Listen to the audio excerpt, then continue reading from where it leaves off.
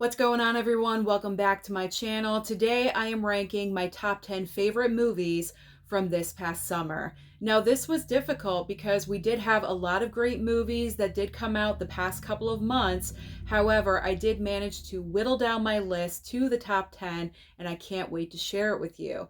Now, my time frame for summer may be a little bit different from everyone else because normally people consider summer to be June through August, but I like to expand just a little bit. I consider summer to be the beginning of May until the beginning of September with Labor Day. And also, really quickly, this is my personal top 10 list. I am sure it's not going to match yours, and that is fine because we are all different. We all have different feelings and opinions about movies, which is fantastic. So if you want to share your personal top 10 favorite summer movies, then please do so down below in the comments section. Okay, let's kick this off.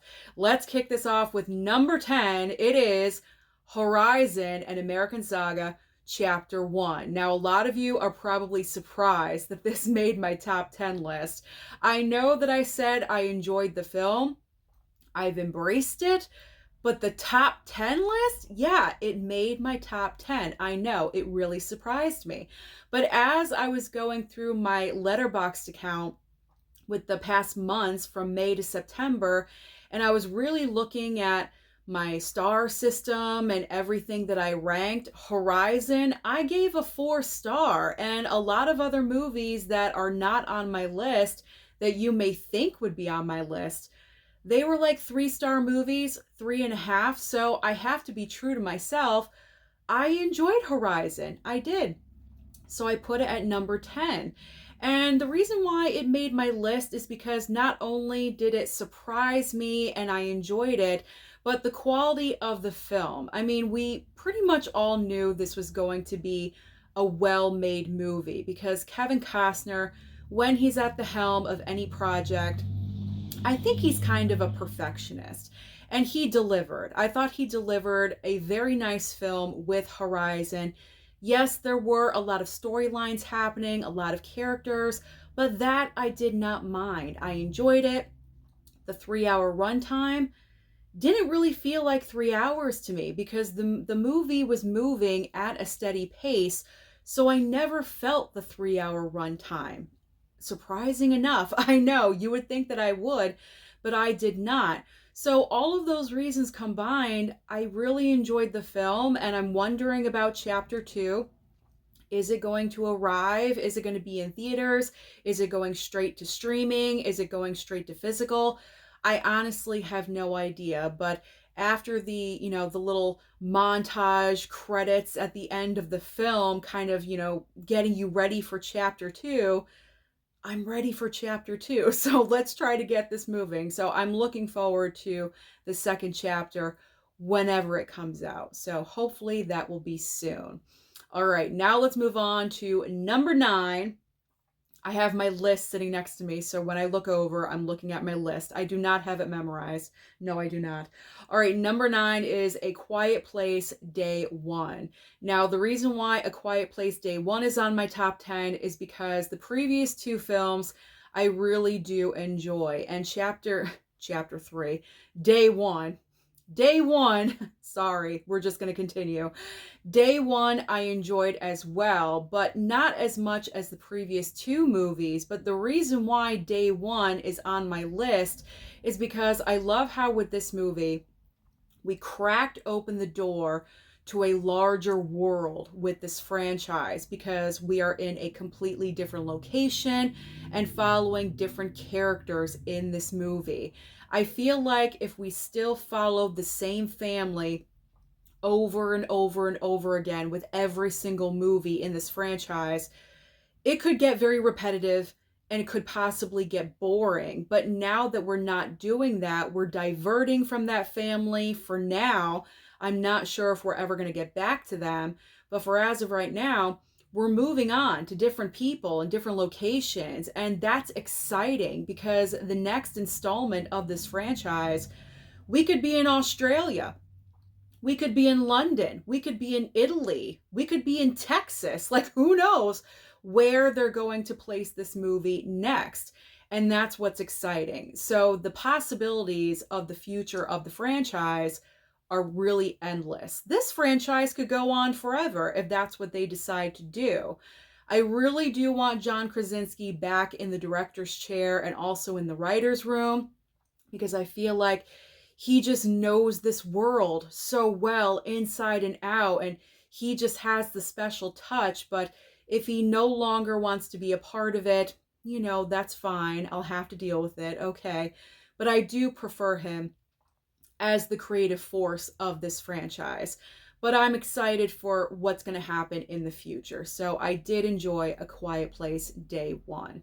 Now let's move on to number 8. Number 8 is Furiosa. I really enjoyed Furiosa. I know this movie, unfortunately, did not perform well at the box office.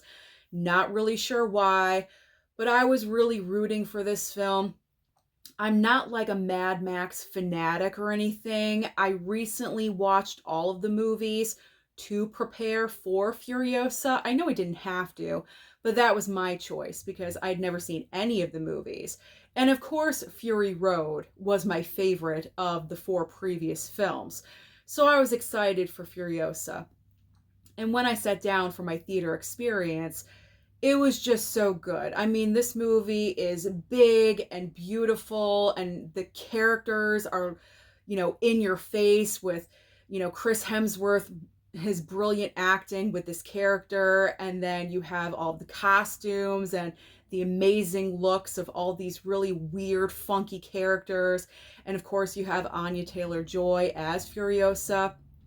My couple of complaints, and I said this before when I was talking about the movie, I wanted more of Anya Taylor-Joy because I felt like she really wasn't in enough of the movie.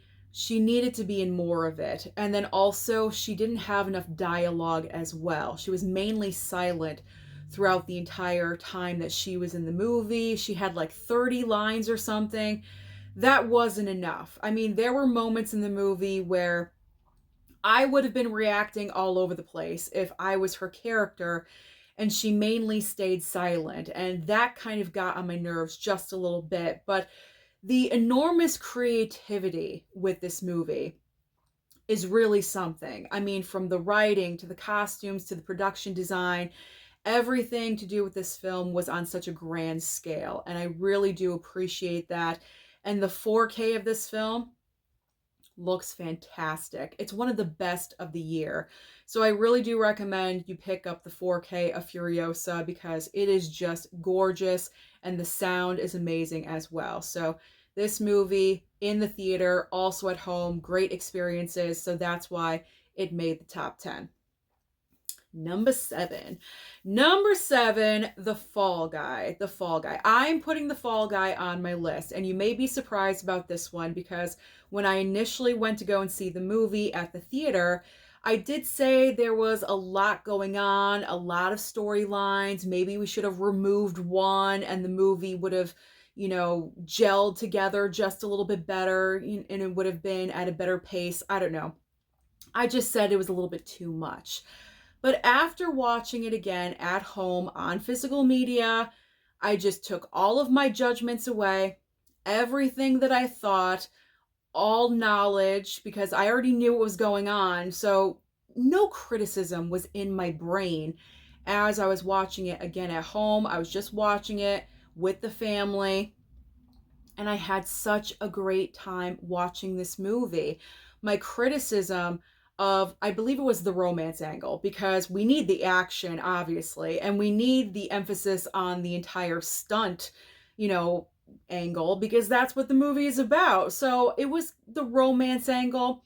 I said if we remove that, then maybe the film could have been enhanced a little bit. But you know what? After watching it at home a second time, I didn't mind the romance angle. I thought that Ryan Gosling and Emily Blunt worked well together. I believe their budding romance. There were a couple of moments here and there where I was like, you know what? We didn't really need that. It could have been removed, but I wasn't as nitpicky as I was when I watched it the first time in the theater. But this is just a good time. If you're in the mood for a great action film that is obviously focused on stunts and pulling off amazing stunts, then The Fall Guy is definitely your movie. I mean, you're not going to get much better than The Fall Guy when it comes to stunts. So it's just a fun, entertaining movie, mindless, brainless entertainment. We all need those sometimes. I do have a couple of those on my list, as you will notice in just a couple of minutes. But The Fall Guy is just fun. It's just fun, so I just really enjoyed it a second time. And that's why I always recommend to rewatch movies, because there have been a couple this past year that if I did not rewatch, I would have remained kind of negative about. But because I rewatched them, I really enjoyed them. So there we go. All right, number six. Number six is MaXXXine. I loved MaXXXine. I mean, this trilogy that Ty West and Mia Goth put together, just so creative, because you have this evolution of this timeline. If I did a ranking of this trilogy, wow, really? Honking outside? Sorry. But we're going to keep going anyway. If I were to do a ranking of this franchise, I could put any one of these movies at number one and have reasonable justification to do so, because they're all so different, but they're all interconnected and they're all woven together, and it just makes sense. And Mia Goth is the connective tissue between all three of these movies. When it comes to MaXXXine, the reason why I love this movie so much is because I love the 80s time period. I was born in the 80s, grew up in the 80s, and I love 80s music. I still love it to this day. 80s clothing, I'm a sucker for it. Like, I love it. So everything about this movie encapsulates that time period, the production design, the clothing. I mean, in particular, the production design. They did an amazing job of portraying a very sleazy, 80s time period in Los Angeles. I just loved how they did everything with this movie. And like I said, Mia Goth, she's obviously clearly the standout in this movie. She has a couple of fantastic moments that I just loved seeing her do in the theater. I did have my one complaint about the movie is that I did have a little bit of issue with the third act. I'm sure that is a lot of people's opinions about MaXXXine, but I'm not going to discredit the movie and not enjoy it just because of that one little factor and that little aspect, because for 2/3 of the movie, I was there. I was with it. I was loving it, and I can't wait to own it. So I'm looking forward to my copy arriving in the mail. So MaXXXine, one of the best horror films of the year for myself personally. You may, disagree, and that's fine, but I love MaXXXine. I'm sorry. I don't know what's going on outside. I think we had some backed up traffic or something, and someone honked. Maybe someone was getting mad. I don't know, but let's move on. Let's move on to the top five. Number five. Number five for me is Twisters. And this is because Twister, the original film, is my favorite disaster movie of all time. So when I heard that Twisters was coming, I was really, really excited, because it's been a while since we've had a great disaster movie in theaters. Like, we had Moonfall. Okay, disaster film, it was just a disaster, okay? I'm talking a good disaster movie. It's been a while since we've had that experience in theaters, and I wanted to have that because I did not go and see the original Twister film at the theater.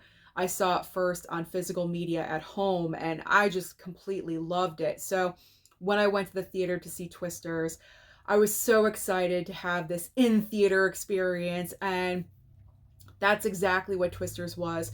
It delivered the fun on all levels. Is it a perfect movie? No, absolutely not. Are there absolutely ridiculous circumstances? Yes, there is. All over the place. But you know what? I did not care. I did not care, because this movie is the definition of a summer blockbuster. Pure, mindless entertainment, brainless fun. You go there on a hot summer day. I mean, this came out the perfect time, the middle of July, hot summer day. Grab a popcorn and a soda. Grab your parents, your friends, your girlfriend, whoever. Go and enjoy this movie. Kick back, relax, and just enjoy what's in front of you. And that's what I did. But I was by myself, but that's okay. I enjoyed this film immensely. It was just fun. You have Glenn Powell, who has a great entrance in this movie. I could still remember and, see him on screen, and that is a lasting effect. So obviously this movie did its job. So I enjoyed Twisters a lot, and I cannot wait to watch it again. Much like MaXXXine. I think I said that about MaXXXine, but it's true. I can't wait to watch Twisters again. It was so much fun. Now, number four. Number four for me is Bad Boys Ride or Die. This movie was just so good because when you're in the mood for a great action film, there are certain franchises you lean on, you go to. Sometimes you automatically think of the John Wick franchise. That's probably, one of the first ones you think of. For me, it's T2. T2 from 1992. I gravitate towards that one all the time. To me, T2 is still the best action film of all time. And you know what? Bad Boys is right up there as well. And it's kind of surprising for me because I grew up with the Bad Boys franchise, but I didn't watch the two earlier movies until later on in life when they first came out. I didn't watch those for some reason. I don't know why. So I'm a recent fan to the Bad Boys franchise. And I love these two new directors that took over from Michael Bay. I forget their names. I apologize, but I think they're brothers. And I just love their directing style with these movies, with 3 and 4. Their style, I just think, is so different. I just love how they're taking this franchise in a different direction creatively and just using different camera angles. We all know that clip of Will Smith with the camera and with the gun and everything for, Ride or Die. Everyone has seen that clip. And that's just so ingenious. Try something different, go outside the box. But as far as the movie itself, it's one of the best action films that we've had this year. Absolutely. It was just so nonstop action fun. I mean, that one scene that I think shocked everyone, where it's not Will Smith or Martin Lawrence. By me saying that, you know exactly who I'm talking about. That was crazy. But Will Smith and Martin Lawrence together, they still have the chemistry. They still have that dynamic together. And as long as they have that and they're willing to, take part in these movies, I say continue to do so because it's just a lot of fun. And I also like the evolution of their characters. Does it make sense all the time? No. But I appreciate how their characters are evolving because they've now been portraying these characters for over 20 years now. If they stayed in the same exact place, that would be ridiculous. Everyone evolves as you age, and their characters are. So I'm happy to see that as well.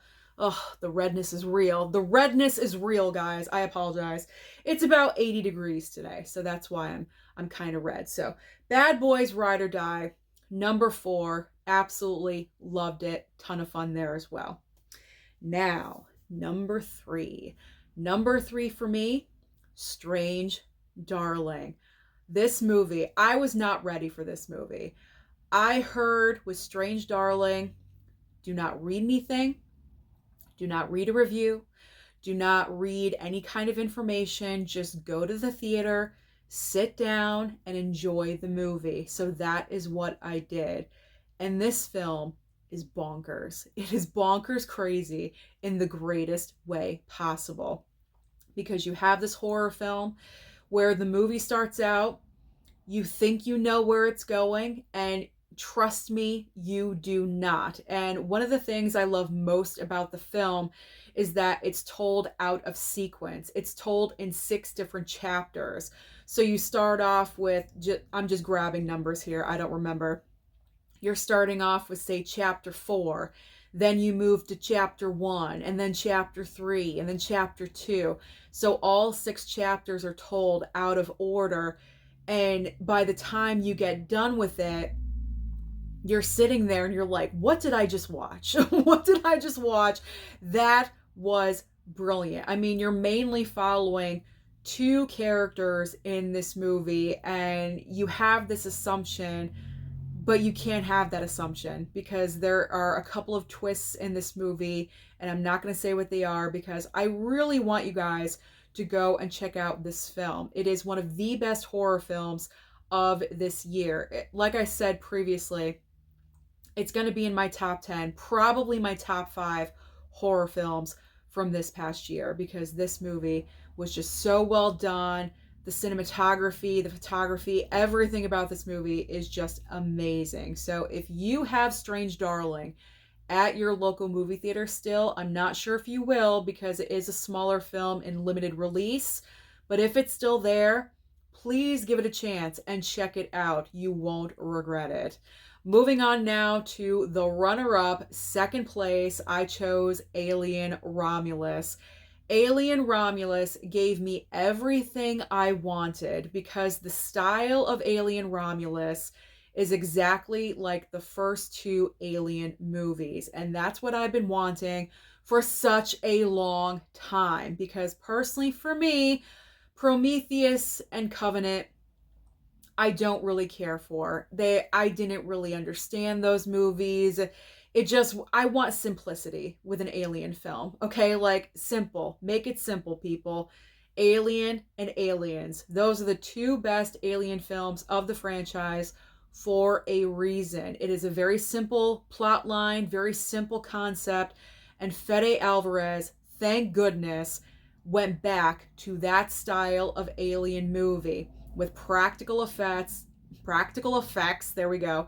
Amazing production design, looked exactly like how it did back in the day, and it was fantastic. It was one of the best movie experiences at the theater for me so far this year. It was my first Alien movie that I saw at the theater, so it was a fantastic time. I loved it. My only couple of complaints that I did mention before previously was that I wish that there were more people, just a couple of more people for more kills. I wanted to see a couple more kills, nothing wrong with that. And then also, I wish the crew was a little bit older because I did believe that the youth factor, I know what Fede Alvarez was going for with the youth factor, but I feel like they needed to be a little bit older. But other than that, I have no complaints. Fede Alvarez brought a lot of newness with Alien Romulus. I really hope he continues this franchise because I thought he did a fantastic job. You never know, but so far for me, Fede Alvarez is delivering with his movies, and I'm becoming a great fan of his. So, loved Alien Romulus. All right, now, number 1. I mean, come on. You know what number 1 is, especially because I love Marvel. Deadpool and Wolverine. I mean, if I didn't have Deadpool and Wolverine on my list so far, do you really think I would not have it at number 1? Come on, get real. The reason why Deadpool and Wolverine is on my list at number 1 is simply because this movie theater experience was the best movie theater experience I've had in a couple of years. I would probably say since Avengers Endgame. And the reason why I say that is because of, number 1, other people in the theater with you. Not like my theater was packed when I saw Deadpool and Wolverine, but I had some people in there. I went at like 1 o'clock in the afternoon on Friday. So when I can be with other people, that's pretty rare. And a lot of people wanted to see this movie on that weekend. So it was, I would say, a third full, which is pretty good. And we were all reacting, having fun, having a great time. I hate sitting there in a silent theater with a movie that I know is supposed to have a lot of reaction to it. So having some people there reacting and clapping and gasping and having fun, that is what really elevated my experience. But also the way the movie set the tone right at the very beginning, when you have Deadpool dancing to NSYNC's Bye Bye Bye, that just sets the tone for the rest of the film, because you know you're going to have fun with this movie. And that is what they did. They delivered non-stop fun for what, 2 hours.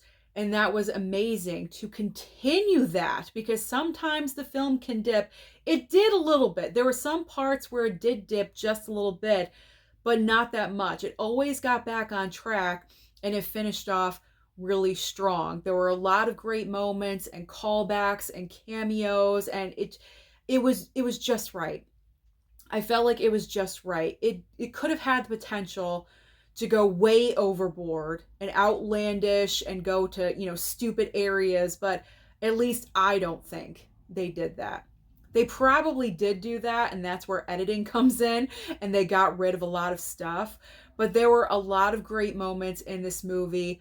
We have two iconic Marvel characters with Deadpool and Wolverine, and their actors know how to play these characters so well. And you can just tell. You can just tell on screen their relationship. Hugh Jackman and Ryan Reynolds, they get along so well. All the behind the scenes stuff, you knew they put their hearts and souls into this movie, and it absolutely showed on screen. And Deadpool and Wolverine gives me the hope that Marvel can bounce back. And that's also one of the biggest reasons why this is number one for me, because we've had a lot of Marvel clunkers. We have. We've been suffering through a lot of so-so movies. This is probably the best Marvel film since Guardians of the Galaxy Volume 3. And that movie was also well done, but it was sad. It was very much emotional and a sad movie. But Deadpool and Wolverine gives me the hope that Marvel is now going to be back on track and moving forward into the future with other projects that have not been made yet. We stay at this level. I don't want Marvel to go off the cliff again and not really know what they're doing and not finding their footing. We're better than that, Marvel. We are better than that. So Kevin Feige, everyone at Marvel, take notes, pay attention. Deadpool and Wolverine, that is a great point to start from. And let's move forward. Let's move forward and keep the train going, because we're on a great track right now. I know that sounds corny, but I just had to say it. So Deadpool and Wolverine is my number one favorite film from this past summer. As I said, no surprise there. So that's it. That is my top 10. Comment down below and let me know your favorite top 10 movies from the past summer. Don't forget to like and subscribe before you leave, and I'll see you next time.